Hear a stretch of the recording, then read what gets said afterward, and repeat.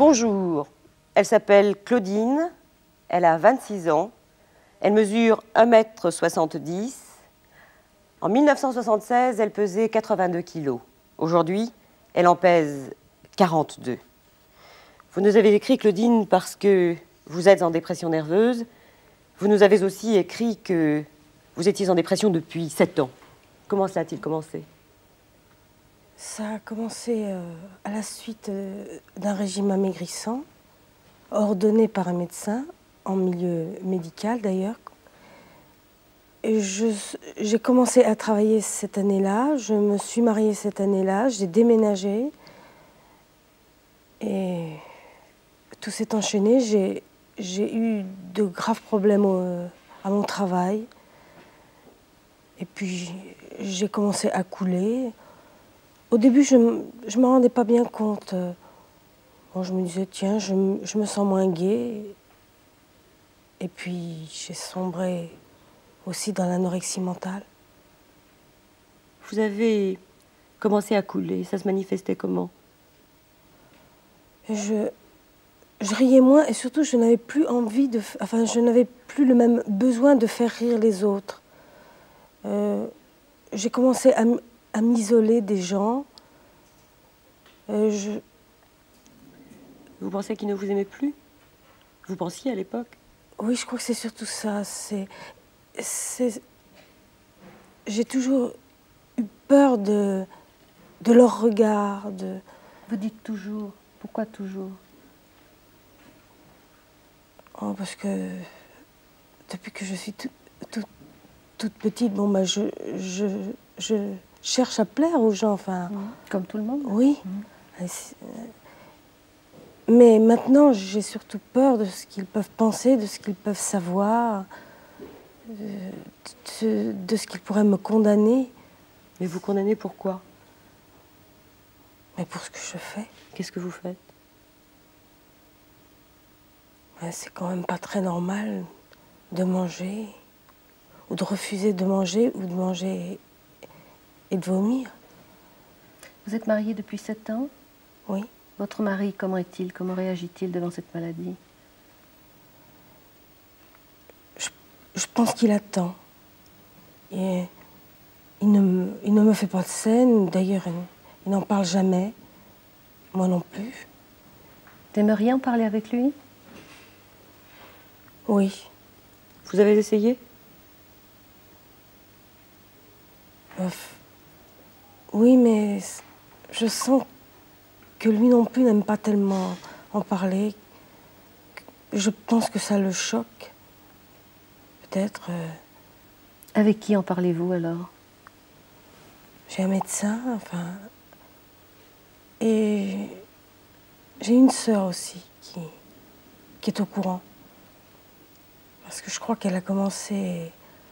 Enfin, elle a eu certains problèmes, elle aussi. Mais elle, c'était purement digestif, tandis que moi, c'est vraiment dans la tête, en plus. Vos parents sont éloignés de vous depuis que vous vous êtes mariée, vous n'habitez plus à côté d'eux. Est-ce que vous croyez que ça a été une cassure et quelque chose qui vous a manqué beaucoup? Ah oui, c'était une cassure parce que je me rends bien compte, par moments, quand je suis près d'eux, enfin, ça m'embête de toujours revenir au même sujet, mais quand je mange chez eux, quelquefois, ça se passe beaucoup mieux. Vous vous forcez à vomir? Enfin, je me force. Au début, oui, puis maintenant, c'est presque spontané. Vous ne pouvez pas garder de la nourriture dans votre estomac? Ah non. Pourquoi non? J'ai l'impression que c'est quelque chose qui ne m'est pas destiné, quelque chose que je ne peux pas garder, quelque chose qui est sale, enfin, qui ne m'appartient pas, que je n'ai pas le droit de garder. Qu'est-ce que vous faites de vos journées, Claudine? Comment les passez-vous? D'abord, je les passe enfin, le matin ça passe en général assez vite. Et l'après-midi, j'ai l'impression de vivre terré chez moi. Bon,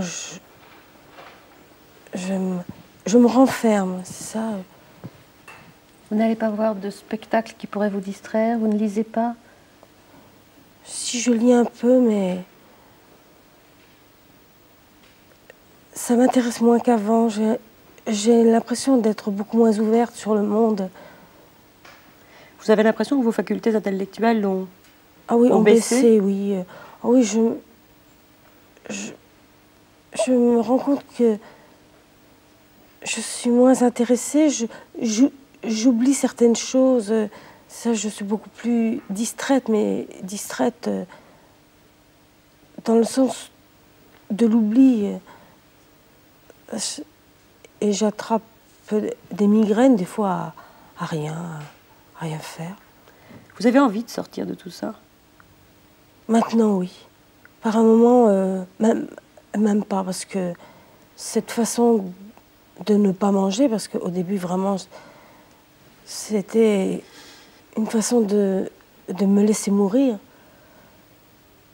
Enfin, on attend, même maintenant encore, je me dis, mais pourquoi est-ce qu'on n'en meurt pas? Il y en a d'ailleurs qui en meurent.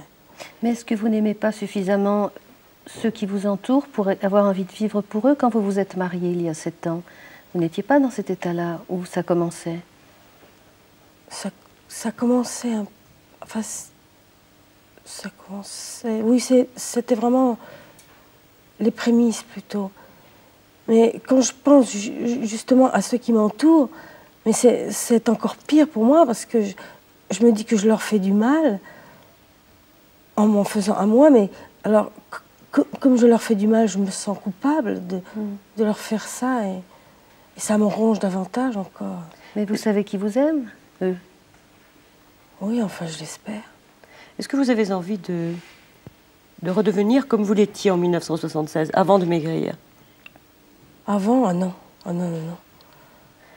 Madame de Guillage, vous avez vous aussi vécu une dépression nerveuse, vous en êtes maintenant sortie. Est-ce que dans les symptômes décrits par Claudine, vous vous reconnaissez?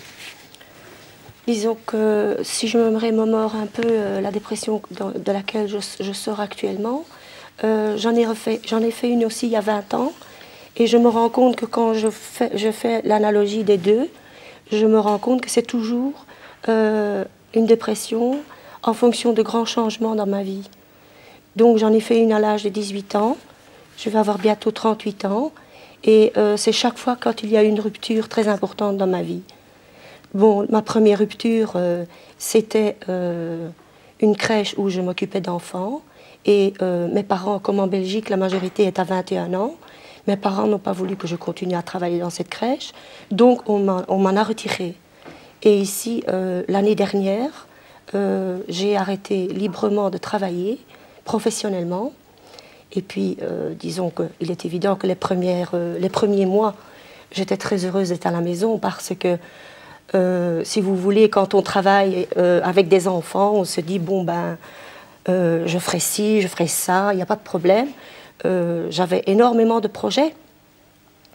Et en définitive, au bout de 4-5 mois d'inactivité professionnelle, mais quand même d'activité familiale et de maison et d'amis et tout ce que vous voulez, je ne sais pas ce qui s'est passé, quoi. J'ai sombré, je n'ai pas pu comprendre à ce moment-là. Comment ça a commencé? Vous vous rappelez? Ben, disons que si je me rappelle, c'est très très spécial parce que en mai, je me suis sentie très mal. Je parle donc du mois de mai de l'année dernière. Et je me souviens que pendant 2 mois, mon premier médecin traitant m'a traité pour une hépatite virale. Bon, alors, c'est-à-dire que j'avais des symptômes physiologiques qui pouvaient déclencher pas mal de problèmes. Et de fil en aiguille, dans le courant du 3e mois, on a écarté complètement l'hépatite virale. Et puis, on ne m'a pas spécifié ce que j'avais. On m'a prescrit des médicaments. Je dirais que personnellement, j'avais le sentiment de gêner ce médecin, que j'étais un cas psy ou quelque chose de ce genre. Je dis, c'est pas possible. Je me suis dit, bon, comment m'en sortir? Toujours est-il qu'à ce moment-là, il m'a prescrit des médicaments. Là, j'ai traversé une période comme une traversée du désert incroyable, parce que ces médicaments ne me convenaient pas du tout, et je dormais jour et nuit. Ça devenait vraiment épouvantable.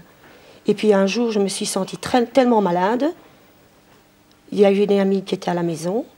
Elle a téléphoné à mon médecin traitant, et il n'a pas voulu se déplacer. Conclusion, elle a dit, bah, écoute, je ne peux pas te laisser comme ça. Je vais appeler mon médecin traitant, qui lui, quelques heures après, est venu me rendre visite. Je lui ai montré les médicaments que je prenais à ce moment-là. Je lui ai donné tous les tests de prise de sang et ainsi de suite, de choses qui avaient été faites au préalable. Il m'a dit, écoutez, je vous propose d'arrêter tous ces médicaments-là. Je referai une certaine série de tests. Mais je pense que ces genres de médicaments ne vous conviennent pas du tout. Il vous a dit que vous étiez en dépression nerveuse? Non, il n'a pas utilisé le mot non plus. Alors, je suis allée le voir à plusieurs reprises à son cabinet de consultation. Bien sûr, je sentais bien que ça n'allait pas parce que j'avais des envies constantes de pleurer. Et la dernière fois que je me suis retrouvée dans son cabinet de consultation, qui date du début de janvier, disons que là, bon, c'était les grandes eaux. J'ai pleuré, je ne savais plus où j'en étais. Alors j'ai discuté avec lui. Donc c'est pas un médecin spécialisé, c'est un généraliste. Et alors je lui ai raconté un peu tout ce qui se passait, que je me sentais inutile, que j'avais l'impression, comme du fait que j'avais arrêté de travailler professionnellement, que je n'étais plus valable en tant que personne, parce que, étant donné que du fait que j'avais travaillé, j'avais rendu mon mari et mes enfants responsables, donc nous avions une répartition des tâches qui faisait que nous étions, enfin, tous étaient très autonomes en faisant un, quoi. Ce qui a fait que, bon, je me suis dit du jour au lendemain, je ne peux pas à nouveau infantiliser les enfants que j'ai. Parce que, bon, de 10 à 18 ans, je pense que c'est vraiment l'âge où il faut les rendre autonomes. C'est cela, vous avez 3 enfants de 10, 14 et 18 ans. 14 et 18, oui. Bien, Nicole. Comment a réagi votre entourage?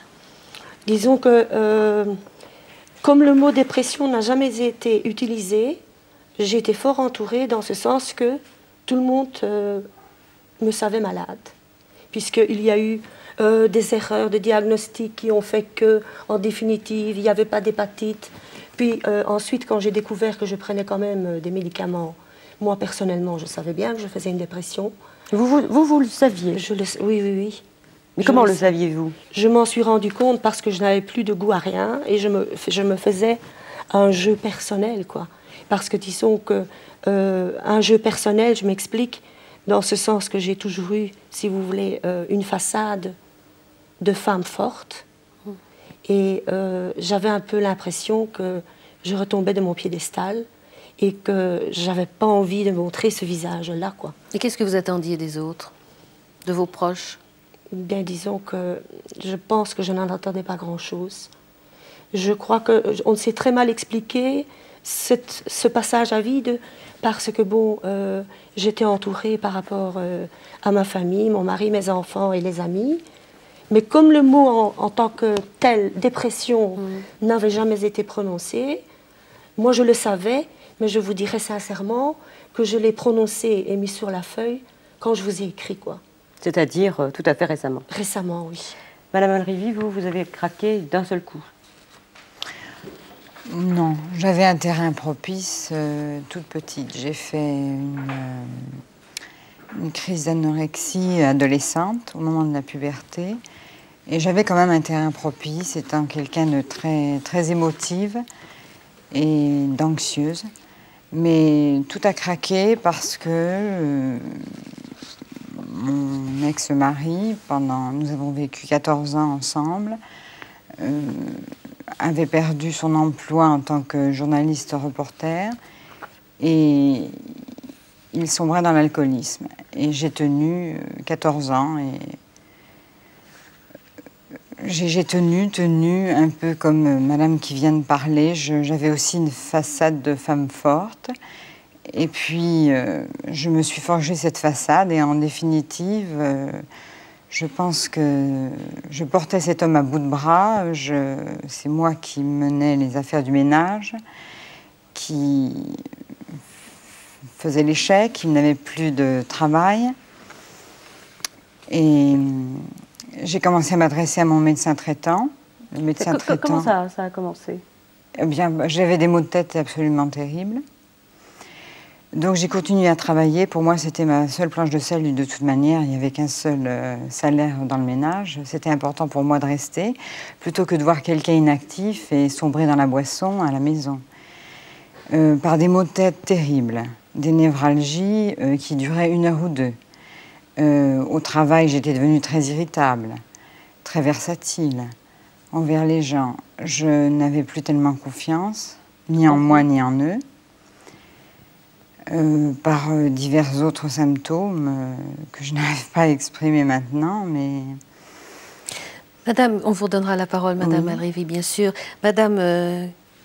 Denise, parce qu'elle a non tellement compliqué. Elle va nous le dire une fois. Carouna Goda. Carouna Goda. Vous avez eu votre première crise de dépression, Première à l'âge de 17 crise, ans. oui, à l'âge de 17 ans, où j'ai fait une tentative de suicide. Mais ça avait commencé quelques mois auparavant, comme madame, par des maux de tête. Pas très violents, mais plutôt continus, qui troublaient. À cette époque-là, j'étais lycéenne, et ça perturbait complètement. Mais à ce moment-là, est-ce que vos parents vous ont emmené consulter? Oui, mais pour les maux de tête. Pour savoir qu'est-ce que c'était, il fallait absolument que ce soit une maladie physique. Et alors, à chaque fois, les résultats étaient négatifs. On me disait que j'avais rien. Ça se manifestait comment en dehors des maux de tête? Alors là, en dehors des maux de tête, depuis très longtemps, ça allait très mal. Mais c'était à l'intérieur de moi, je ne le manifestais pas. Mes parents l'ignoraient. Je me souviens qu'à l'âge de 8 ans, mais je n'en parlais qu'à des camarades de classe, j'avais envie de mourir. Déjà? Oui. Et bon, je le disais des camarades de classe, elles ne me prenaient pas au sérieux. Et puis bon... Claudine dit quelque chose, je vous redonne la parole tout de suite. Vous dites, Claudine? Oui, moi aussi, je l'ai dit une fois à ma mère. Je voudrais mourir. Et puis elle a ri. Vous aviez quel âge? Oh, j'avais 8-10 ans. Alors son rire, c'était pire que tout. Bien, il y a quelqu'un que je ne vous ai pas encore présenté sur ce plateau. Il s'agit du docteur Louis Bertagna. Il est l'un des grands spécialistes, sinon le spécialiste de la dépression en France. Et il est l'un des introducteurs dans notre pays de tout ce qui est chimiothérapie, et particulièrement le traitement par le lithium. Louis Bertagna est psychiatre. Monsieur, votre présence sur ce plateau pourrait laisser entendre que quand on est dépressif, quand on est en dépression nerveuse, on doit aller voir un psychiatre. Cela veut-il dire qu'on est fou? Sûrement pas. Et c'est une des choses sur lesquelles il faut insister. Le mot de dépression est très souvent très mal vécu. Voyez-vous, tout à l'heure, Madame Desglages nous disait qu'elle n'avait pas vu de spécialiste et qu'elle avait employé ce mot tout récemment seulement. Dans les familles, dire de quelqu'un de la famille qu'il est déprimé, c'est un peu un déshonneur. En revanche, quand on trouve des ascaris, quand on trouve des oxyures, quand on trouve la fameuse appendicite chronique, c'est l'honneur qui est restitué à la famille. Ce sont tous ces fameux boucs émissaires salvateurs parce qu'ils viennent introduire l'élément somatique qui est, lui, parfaitement avouable. Or, la dépression, non seulement est parfaitement avouable, mais je dirais même que, pour moi, dire de quelqu'un qu'il a été déprimé, c'est presque lui rendre un hommage. Non pas que je souhaite à quiconque d'être déprimé, car il n'y a pas d'épreuve plus épouvantable que la dépression, mais la dépression existe. Je la rencontre tous les jours. Et pour vous donner une idée de son importance, je vais vous donner quelques chiffres. Il y a en permanence, dans un pays comme le nôtre, 3% de personnes qui sont en dépression grave. 3%, ça fait ça fait 1,5 million de personnes en permanence qui sont dans des dépressions graves, c'est-à-dire qui connaissent l'épreuve la plus épouvantable qui soit.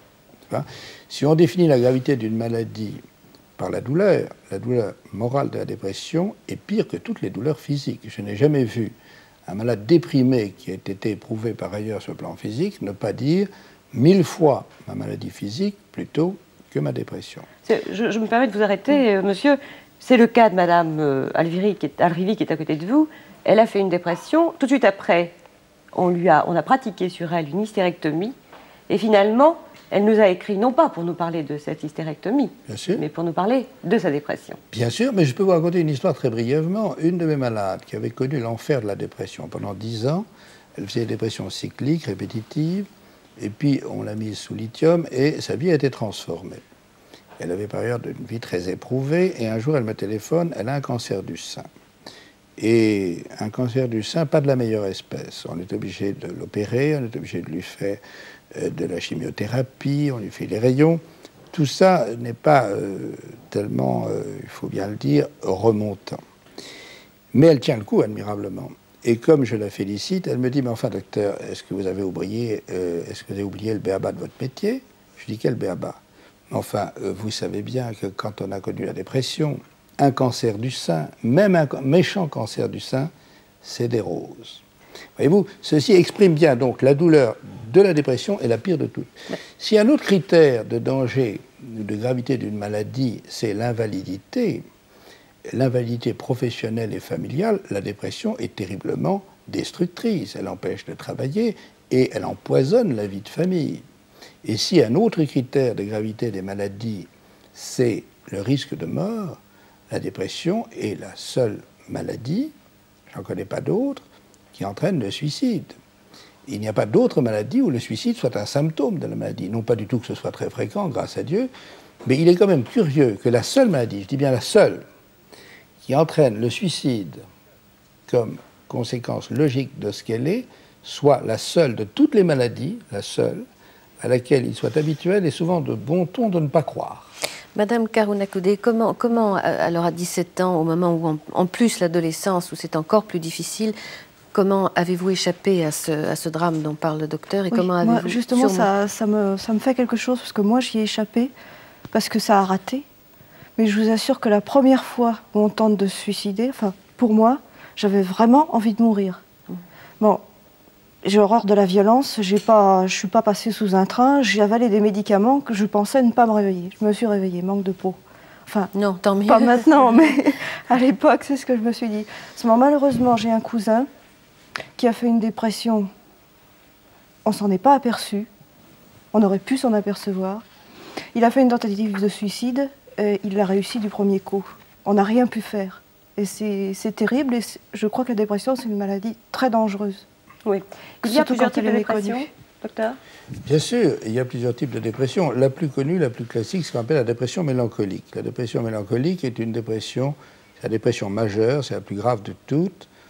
Et elle alterne parfois avec son symétrique, qui est exactement l'inverse, mais qui correspond au même dérèglement des fonctions cérébrales, qui est ce qu'on appelle l'état d'hypomanie ou de manie. C'est-à-dire c'est un état, à l'inverse de la dépression, où on est abattu, où on est pessimiste, où on se sent tout à fait inhibé, où on est anxieux, où on n'a envie de rien, où tout est un problème, où se lever, s'habiller est une difficulté majeure. Pour une femme, faire le menu, le repas de midi, c'est abominable. Ne parlons pas de faire la valise. Alors là, c'est un choix devant lequel on est complètement bloqué. Cette dépression-là, qui comporte souvent une très mauvaise conscience, un sentiment d'incapacité, un sentiment de culpabilité, un sentiment d'inefficacité, le sentiment aussi qu'on gêne les autres, qu'on les encombre, qu'on est coupable et qu'on est même parfois comédien. Toutes ces grandes caractéristiques de la dépression sont très particulières à la dépression mélancolique, qui est la plus grave de toutes. Et il y a une chose que je dis tout de suite, parce que c'est très important comme repère, c'est que ce sont des symptômes qui, 8 fois sur 10 chez les déprimés, sont au maximum le matin. Les déprimés sont généralement au plus mal le matin, et dans l'après-midi et le soir, ils sont mieux. C'est comme ça, Claudine? C'est exactement ça. C'est très souvent cela. Oui. Et c'est tellement ça que je dis que j'ai 2 fois plus de malades que j'ai l'air d'en avoir, parce que celui du matin et celui du soir n'est pas le même. N'est-ce pas? On nous appelle le matin au secours, on nous dit j'en peux plus, ne m'obligez plus à travailler.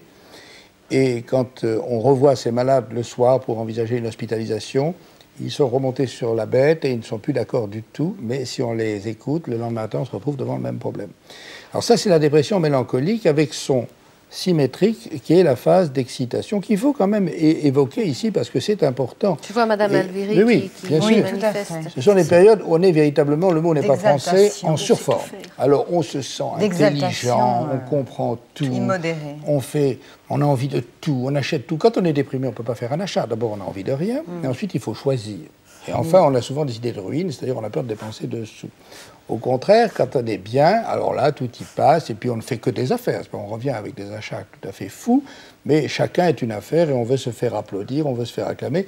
Et j'ai eu souvent comme ça des malades dans cet état-là qui ne comprenaient pas que leur femme ne les remercie pas de leur apporter un manteau très cher, alors qu'ils n'ont pas de quoi payer le téléphone ou l'électricité. Vous avez fait ça, Madame Alviri? Non, enfin, je veux dire, il y a les deux, en fait.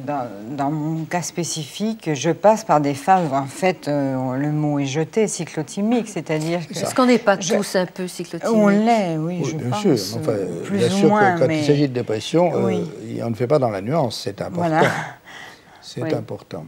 Alors, il y a deux choses que je voulais dire. En ce qui concerne ce qu'a dit tout à l'heure Claudine, n'est-ce pas, je ne veux pas parler de l'anorexie mentale, mais c'est un problème très particulier à l'intérieur des dépressions. C'est même un problème tellement particulier qu'une des choses qui est caractéristique de l'anorexie mentale, très souvent, c'est l'activité des anorexiques, n'est-ce pas? Elles sont à la fois misérables à voir et étonnantes par l'activité qu'elles déploient. Mais il y a une chose qui nous a fait, certainement les uns et les autres, qui nous a fait réfléchir, c'est qu'elle s'est mariée, et elle nous a parlé de son mari. Et je dois dire qu'un des problèmes de la dépression, c'est l'entourage. Et que si la dépression est effectivement un malheur épouvantable pour le déprimé, elle est une épreuve également très grande pour son entourage. Car les gens n'ont pas du tout l'habitude de réfléchir en termes de dépression. C'est pas autant devant une appendicite, devant une tuberculose, devant un diabète, les gens ont des réactions saines et normales. Devant la dépression, c'est l'incompréhension. Prenez un jeune garçon qui se marie avec une femme qu'il a connue, vivante, gaie, dynamique. Puis un beau jour, cette femme n'a plus envie de rien faire, s'habille tous les jours de la même façon, pleure, n'a pas envie de sortir quand on le lui propose. Ce garçon est très malheureux parce qu'il lui semble qu'il devrait pouvoir, en étant avec sa femme comme un mari doit l'être, qu'il devrait pouvoir dépasser cette difficulté, qui devrait lui permettre à sa femme de la surmonter. Et il vit sa dépression, la dépression de sa femme, comme un échec de sa propre présence auprès d'elle. Et c'est extrêmement dur. Extrêmement dur. Et c'est une des choses d'ailleurs qui fait que le déprimé est très mal perçu dans sa famille, parce qu'on finit par lui en vouloir de ne pas mieux réagir, de ne pas mieux répondre à tous les efforts qu'on fait pour lui. Et on finit par avoir des formules qui sont abominables, du genre on dirait que tu te complais dans ton état. Oui, il faudrait bouger. Madame de Guilage. Je ne sais pas si ça peut être généralisé, parce que moi, en tout cas, j'ai jamais eu l'impression d'avoir dérangé ou d'avoir ennuyé mes enfants et mon mari. Parce que vous avez eu la chance d'avoir un mari et des enfants qui étaient probablement exceptionnellement près de vous et compréhensifs. Moi, je dois dire que je suis parfois choqué, en particulier, par l'intolérance des jeunes enfants. Quand une femme de 45-50 ans fait une dépression, c'est souvent sa fille de 20-25 ans qui est la plus impitoyable, n'est-ce pas? Secoue-toi, prends sur toi, assume-toi, c'est ton problème, c'est pas le mien. Et c'est très curieux, cette espèce de radicalisme des jeunes, qui sont souvent les pires bourreaux, n'est-ce pas, de personnes qui n'ont déjà que trop tendance à se sentir coupables. Bien sûr. Et je vous assure qu'il m'est arrivé plus d'une fois de voir une personne se suicider, non seulement parce qu'elle ne supportait pas de vivre, mais parce qu'elle pensait qu'elle allait débarrasser son entourage d'une présence encombrante. C'est pas le cas absolument général. Non, parce que c'est pour ça que je posais la question de savoir si ça pouvait être une généralité. Moi, je ne crois pas. Madame Kaouna-Kodé, comment a été votre entourage? Qui vous a aidé Quand le plus? j'étais adolescente. Adolescente et puis plus tard, maintenant. Maintenant, c'est bien accepté. Hein. Je sais qu'au début, le mot dépression n'était pas prononcé. Mais il y a, même avant tout ça, quand j'étais adolescente, je me suis opposée très, très violemment à mes parents, verbalement. Mais je crois que ça m'a sauvée un petit peu. Ça a dû être très dur pour eux, ça l'a été sûrement, et c'était très dur aussi pour moi. Et une fois, mon père m'avait menacé, on va t'emmener chez le toubib. Et moi, j'ai compris tout de suite, je me dis, mais c'est quoi? C'est pas une menace d'aller chez un médecin, même si c'est un psychiatre, et alors? Et puis, finalement, 2 ans après, c'est ce qui s'est passé, et le pauvre... Et est-ce que vous avez eu l'impression que dans votre vie, il y a eu un déclic à un moment donné qui vous a fait basculer d'un côté ou de l'autre? Un choc, quelque chose? qui m'a fait basculer dans la dépression? Pas vraiment. Ça s'est passé comme ça. Pas vraiment. Je crois qu'il y a eu pas un concours de pas un concours de circonstances, mais une somme de choses qui n'allaient pas. Ça n'allait pas chez moi, ça n'allait pas au lycée, ça n'allait pas dans ma tête. C'était trop. Docteur, est-ce qu'on peut se rendre compte qu'on va rentrer en dépression ou qu'on commence une dépression? C'est très variable. Vous savez qu'il y a des dépressions que nous appelons endogènes, c'est un mot savant, ça veut dire qu'ils n'ont aucune cause psychologique connue, et qui n'ont d'ailleurs pas de cause psychologique, et qui surviennent pour des raisons totalement biologiques à une date qui dépend de facteurs que nous ne connaissons pas, dont beaucoup d'ailleurs de ces facteurs sont des facteurs même de saison. On sait qu'il y a des saisons qui sont propices à l'éclosion des dépressions, le printemps en particulier et l'automne. Claudine, vous dites? Oui, je trouve qu'en ce moment, c'est dur. Je ne sais pas pourquoi. Enfin, le soleil est revenu, ça va peut-être mieux, mais au début de l'année, j'ai trouvé que c'était Non, mais dur. ça, le printemps et l'automne, c'est parfaitement connu. Il y a même une chose assez curieuse, statistiquement parlant, c'est que chez les gens qui sont bipolaires, c'est-à-dire qui font des états de dépression et des états d'exaltation euphorique, curieusement, font plutôt des dépressions au printemps, au moment où tout bourgeonne, au moment où, en principe, la vie renaît, et ils font des états de dépression, d'exaltation au printemps à la chute des feuilles. Mais enfin, ce que je veux dire, c'est qu'il y a des facteurs qui nous échappent complètement. Et dans la dépression endogène, la survenue peut être tout à fait indépendante de facteurs psychologiques. Mais ça ne veut pas dire que les gens déprimés en soient convaincus, parce que quand vous êtes déprimé, vous avez une vision tellement dramatique de vous-même et de ce qui vous entoure, que de cette vision dramatique qui est la conséquence de la dépression, vous arrivez très vite, par une erreur d'interprétation, à faire la cause de la dépression. Si tout d'un coup je me déprime et que j'ai le sentiment que je fais mal mon métier, je vais dire je suis non pas du tout un monsieur qui a l'impression qu'il fait mal son métier parce qu'il est déprimé, je vais dire je suis un monsieur qui est déprimé parce qu'il s'est enfin rendu compte qu'il faisait mal son métier. Voyez-vous? Oui, bien sûr. Ce qui fait que très souvent, il faut se méfier. Quand les gens vous disent « je suis déprimé », mais ce n'est pas étonnant, parce que je ne suis pas fait pour faire ce que je fais, parce que je ne supporte pas mon mari qui a tel ou tel défaut. Mais quand cette personne redevient normale, elle vit avec ses défauts de son mari. Vous savez, la vie, en fait, est un drame permanent à partir du moment où on l'appréhende d'une certaine manière. Ce qui me surprend, moi, c'est pas qu'il y ait des gens déprimés, c'est qu'il n'y en ait pas plus. Parce que, finalement, la vie est dramatique. Un enfant qui naît, c'est un condamné à mort. Hein? Vous vivez seul, c'est le drame de la solitude. Vous aimez, c'est le drame de l'inquiétude, etc. Enfin, bon...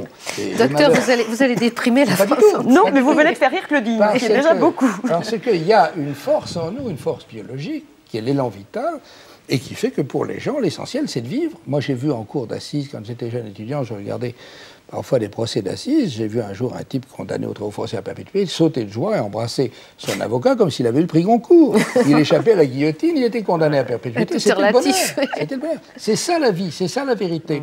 Et les déprimés, eux, ont le sentiment que tous ces gens-là sont des farfelus, sont des naïfs, et qui ne perçoivent pas justement que la vie est un drame permanent. Mais ce que je veux dire, c'est qu'il y a bien sûr des dépressions tout à fait réactionnelles. J'ai vu des centaines de gens déprimés parce qu'ils ont perdu leur situation, des femmes parce qu'elles ont été abandonnées. Bon, ça c'est bien connu, le nier serait absurde, mais il y a des tas de dépressions, en particulier des dépressions endogènes, qui arrivent comme les cheveux sur la soupe, et parfois avec une brutalité inouïe. Vous avez connu Jacqueline de Sgonzac, vous savez qui c'est, écrit un extraordinaire témoignage sur sa propre maladie. Un cancer. Le délire et le deuil. Non, elle est morte Non, d'un cancer. elle avait une dépression, oui. Et elle a écrit un très beau livre qui s'appelle Le délire et le deuil, sur sa maladie. Et je me rappelle, nous avons fait une émission ensemble sur France Culture où quelqu'un me demandait comment commencent ces dépressions. Et elle racontait qu'un jour, elle était en train de faire une descente à ski, et au milieu de la descente, sans aucune raison, tout d'un coup, elle a senti qu'elle était déprimée. Et comme il dit, j'ai senti que j'en prenais pour 9 mois. Hein, au milieu de sa descente.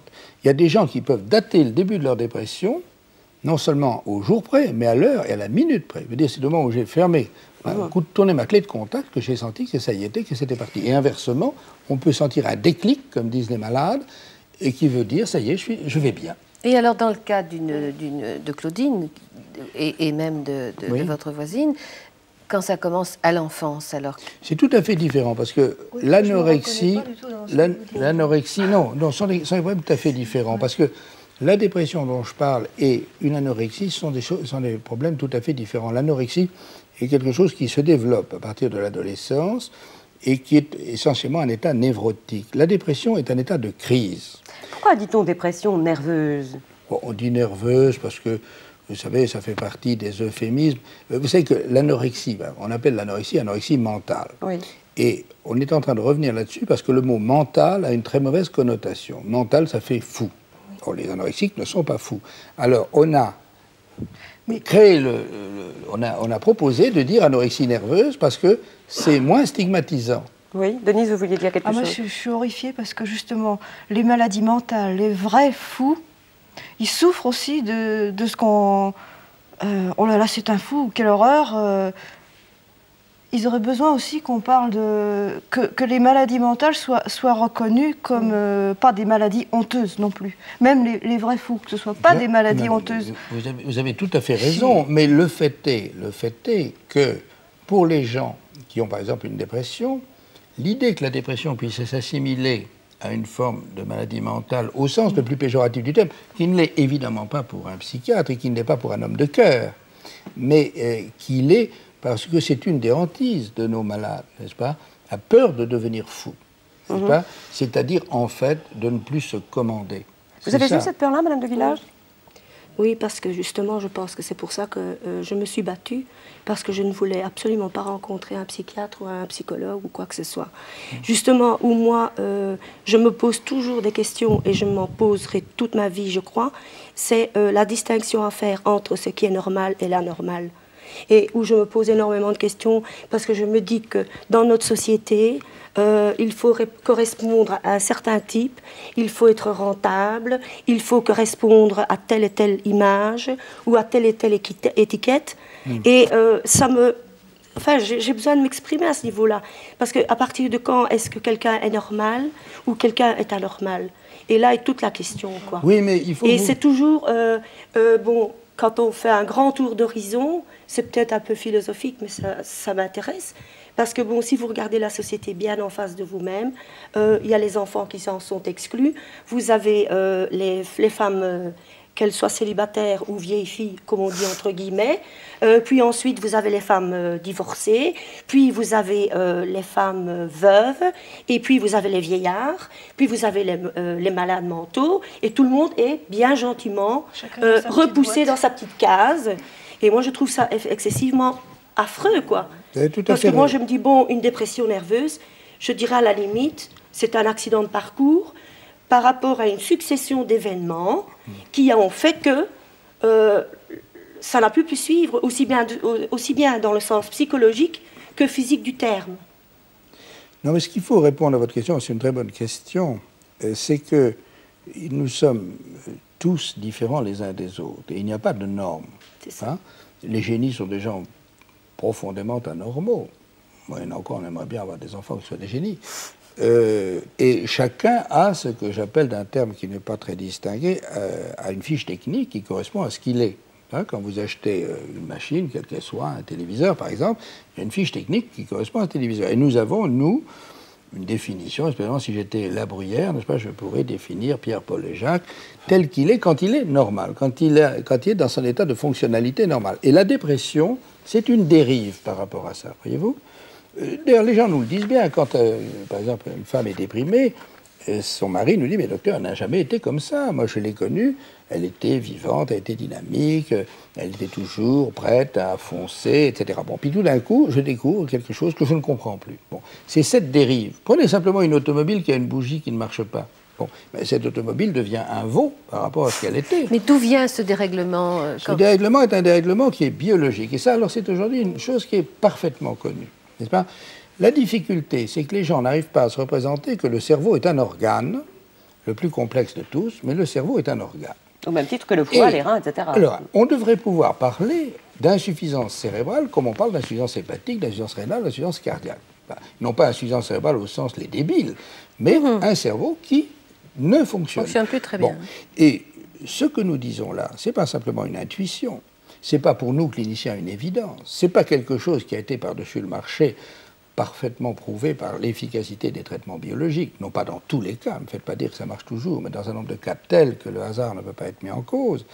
Mais à l'heure qu'il est, en ce moment, nous sommes en train de pouvoir mettre en évidence chez le déprimé des paramètres biologiques qui expriment la réalité de sa dépression comme on exprime la réalité d'une hépatite par les transaminases dans le sang.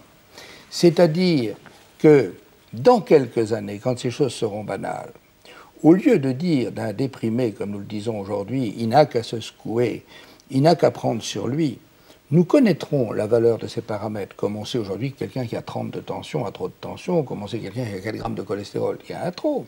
Et on dira de Madame Moll, par exemple, on dit elle est venue faire son émission à laquelle elle avait une sérotonine à temps.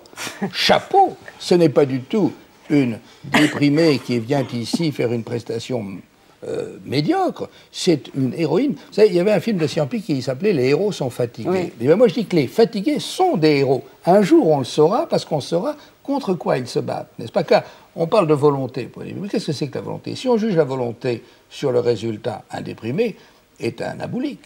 Si on juge la Aboulique, ça veut volonté, dire si on juge la volonté sur l'effort, Moi, je voulais dire le déprimé est un personnage extraordinairement admirable. Oui, Claudine. que quand j'étais très grosse, on me disait, mais aie donc un peu de volonté, maigris, mange moins. Et maintenant que je suis moins grosse, on me dit, aie donc un peu De volonté. de Mange volonté plus. et mange plus. Mais alors, mais de toute façon, c'est pas une question de volonté. Enfin, je veux dire, au fond de soi, on ne le désire pas vraiment. On se dit, oh, mais qu'est-ce que je fais là, de toute façon? Enfin, pour moi, c'est ça. Je me dis, bah, la vie ne m'apporte plus rien d'intéressant, je me laisse... Pour le moment. Oui, Et pour pourtant, l'instant. on en sort, puisque Madame de Guillage, Denise et Madame Alviri, vous en êtes sortis. On en sort, mais on risque d'y retomber beaucoup plus facilement. Je veux dire, si on a déjà, à mon avis, si on a déjà fait une dépression, on a plus de risques d'en refaire que quelqu'un qui n'en a jamais fait. Mais aussi, moi, je trouve qu'au fur et à mesure, on a plus d'éléments aussi pour s'en sortir plus vite. On en sort. Oui, une chose Je que voulais me poser la dis, question. Claudine, oui. Attendez. Oui, tout de suite. Je vous en prie.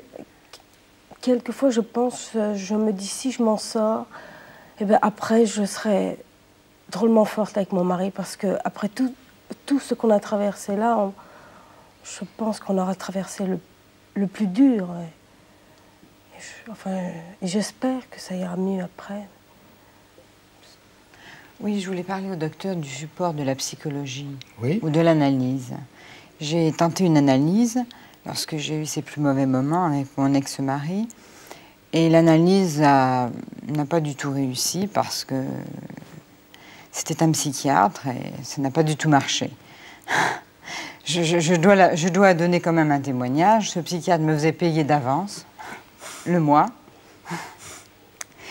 Et il m'a dit qu'un jour, il ne ferait jamais une analyse avec un OS de chez Renault. Ça, je tenais à le dire parce que, bon, il m'a fallu quand même 2 ans pour... Et après, ensuite, je suis allée... j'ai été guidée par une assistante sociale qui m'a envoyée dans un dispensaire. Et depuis 3 ans, je suis donc en entretien avec une psychologue. C'est ça. Et ça m'apporte Mais énormément. vous savez, dans la dépression et dans le très fond de la dépression, la psychanalyse ne peut rien apporter. Hein. Faire une psychanalyse à quelqu'un qui est très déprimé, c'est comme si à quelqu'un qui est en train de se noyer, on donnait de bord de la barque des conseils sur son battement de pied. C'est absolument dérisoire. Vous faites rire Claudine, vous savez. Allons bon. Mais c'est exactement comparable, n'est-ce pas? Seulement, alors, ce qui est vrai, c'est que un déprimé, ça c'est aussi un point qui est important, un déprimé peut être quelqu'un qui, quand il correspond à sa fiche technique dont je vous parlais tout à l'heure, est l'homme le plus équilibré de la Terre. La personne la plus dynamique, la plus équilibrée peut un jour être frappée par la dépression. Si je vous disais combien j'ai vu de gens que tout le monde pouvait envier par leur équilibre, connaître un jour brutalement la dépression incompréhensible et sans cause extérieure. Dans tous les milieux, docteur? Dans tous les milieux. Et je dirais même que d'abord, je vais faire, alors, balayer tout à fait ce que a dit ma voisine de gauche, est horrible et malheureusement vraisemblable. Le psychiatre? Oui. Absolument. Et quand je dis vraisemblable, c'est vrai. Oui. C'est vrai. Bon. Croyez-moi. Je le sans crois tout parole. à fait. Mais je veux balayer une objection qu'on nous fait tout le temps, n'est-ce pas? La dépression est une maladie de riches ou d'oisifs. C'est une réflexion absolument stupide. stupide. Ce qui est vrai, c'est que quand les gens sont riches, ils se payent un psychiatre, je dirais, quotidien, chic, etc.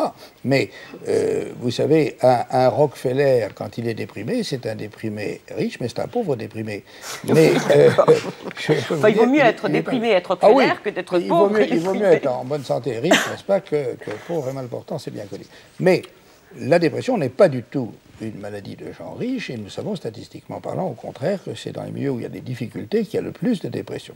En revanche, il y a une chose qui est importante, je disais ça au début, mais je n'ai pas continué, quand je disais que la dépression est un peu quelque chose dont on pourrait presque être fier si on n'était pas aussi malheureux. C'est que si la dépression est une chose très répandue, vous avez des chiffres, elle est d'autant plus répandue dans un milieu que ce milieu a plus de valeur. Je veux dire que si vous considérez les gens qui sont des grands créateurs, si vous prenez les grands écrivains, si vous prenez les grands musiciens, si vous prenez les grands mystiques, si vous prenez les artistes en général. C'est une hypersensibilité au fond. Ces gens-là font des dépressions, mais je ne dirais pas dans la proportion de 10%, ce qui est le taux de morbidité. C'est pas parce que j'ai dit que 3% des gens faisaient des dépressions en permanence, enfin que 3% de la population était déprimée en permanence, mais nous avons tous une chance sur 10 d'avoir été, d'être ou de devenir déprimés. Ce qui veut dire que tout ce qu'on dit de la dépression est très précieux, parce que ça touche toujours des gens qui sont ou nous-mêmes, ou de notre famille, ou proches de nous. C'est-à-dire que ce qu'on apprend sur la dépression est toujours utile, parce que ça peut toujours servir à d'autres. Nous pouvons toujours... Quand je vois quand un de mes malades a été déprimé, je lui dis qu'il a gagné dans sa dépression au moins une chose, c'est d'être beaucoup plus ouvert et beaucoup plus compréhensif à quantité de situations qu'il rencontrera quotidiennement. Alors que si vous devenez très calé sur le scorbut ou sur le beriberi, ça ne vous avance pas beaucoup. Madame de Quillage, vous voulez dire quelque chose, je crois, à l'instant. Disons que là, je le rejoins très fort, je suis d'accord, parce que moi, je pense que c'est à partir de là que je me suis dit, en être sorti, moi, je dis, il faut avoir parfois le courage de pouvoir témoigner et de dire aux autres comment, éventuellement, on en est sorti, et puis qu'on puisse, nous-mêmes, aider ceux qui sont d'en sortir. Claudine, vous disiez tout à l'heure que vous n'aviez plus envie de rien, plus envie de vivre, plus le goût. Et pourtant, vous avez fait l'effort de venir aujourd'hui porter votre témoignage. Pourquoi avez-vous fait ça? Dans quel but? D'abord parce que je me rends compte que qu'en parler, c'est très important. Ça libère. D'ailleurs, quand on vomit, on libère quelque chose. On vomit tous ces rancunes, ces regrets, tout, vraiment... jusqu'au fond. Et puis... parler, c'est un peu la même chose. Oui, voilà. Parler, c'est exactement pareil. Ça fait du bien. Surtout quand les gens qu'on a en face de soi ne se sentent pas responsables de son état. Parce que quand on parle à des gens qui sont très proches, ils peuvent croire qu'on s'adresse à eux en les incriminant, en leur disant... Ben, je suis comme ça parce que tu n'as pas été assez bien. Alors qu'en fin de compte, non, c'est pas ça du tout. Mais ça fait tellement de bien de pouvoir en parler. Et de sentir qu'on n'est pas seul. Voilà, et de sentir qu'on n'est pas condamné d'emblée. On peut s'en sortir sans médicaments, docteur? D'abord, on s'en sort toujours pour une bonne raison, c'est qu'une dépression, ça guérit toujours. Ça guérit toujours? Ah, toujours, oui, toujours. Sauf naturellement si les gens se suicident. Alors là, c'est une autre histoire. À propos de ça que je voulais vous reposer une question, parce que bon, je ne pense pas que tous les déprimés passent nécessairement par le suicide, et même envie de passer par le suicide. Je peux vous donner Moi, je vous dirais franchement que j'en ai jamais eu envie. Je peux vous dire que non seulement tous les déprimés ne se suicident pas, mais que moi qui en vois beaucoup, il m'est arrivé de passer 4 années sans qu'il y ait un seul suicide parmi les gens que je soignais. Par conséquent, c'est quand même, heureusement, pas courant. Mais c'est quand même une chose qui peut arriver. Parce que le déprimé est vraiment très malheureux et que le désespoir fait partie de la dépression. Ce qui distingue le malade déprimé des autres malades, c'est qu'il n'a pas d'espoir très souvent, n'est-ce pas? Pas toujours, mais il n'a pas d'espoir alors que les autres malades sont des battants. Hein, et le déprimé, lui, il est battu d'avance. Bien, écoutez, merci. Je crois qu'on aurait pu continuer sur cette question de la dépression pendant des heures et des heures encore. On n'a pas du tout abordé le problème de la thérapeutique spécifique et particulièrement celle des médicaments qui doivent accompagner les soins donnés aux déprimés. Mais vous voyez, il y a au moins 3 personnes sur ce plateau qui s'en sont sorties. On peut donc sortir de la dépression. Merci de nous avoir prêté attention. À bientôt. Au revoir.